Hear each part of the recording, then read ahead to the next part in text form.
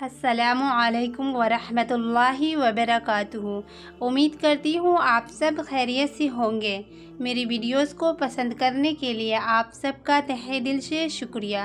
بہت ہی پیاری ویڈیو ہونے والی ہے، سو ویڈیو کو اینڈ تک ضرور دیکھنا۔ حضرت عبداللہ بن عمر رضی اللہ عنہما روایت کرتے ہیں کہ رسول اللہ صلی اللہ علیہ وسلم نے ارشاد فرمایا، دو عادتیں ایسی ہیں جو مسلمان بھی ان کی پابندی کرے وہ جنت میں ضرور داخل ہوگا۔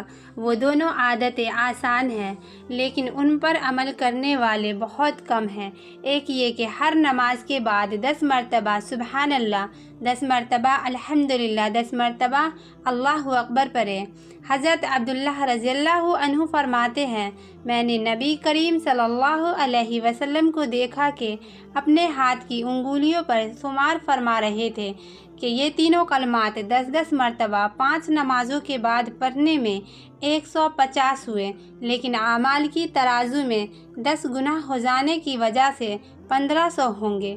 سبحان اللہ۔ دوسری عادت یہ ہے کہ جب سونے کے لیے بستر پر آئے تو سبحان اللہ، الحمدللہ اور اللہ اکبر 100 مرتبہ پڑھیں، اس طور پر کہ سبحان اللہ 33 مرتبہ، الحمدللہ 33 مرتبہ اور اللہ اکبر 34 مرتبہ پڑھ لیا کرے۔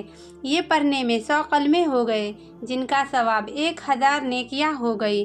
اب ان کی اور دن بھر کی نمازوں کے بعد کی کل میزان 2500 نیکیاں ہو گئی۔ آپ نے ارشاد فرمایا، دن میں 2500 گناہ کون کرتا ہوگا؟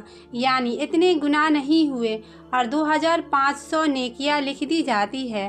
حضرت عبداللہ رضی اللہ عنہ نے پوچھا، یا رسول اللہ، یہ بات ہے کہ ان عادتوں پر عمل کرنے والے آدمی کم ہیں۔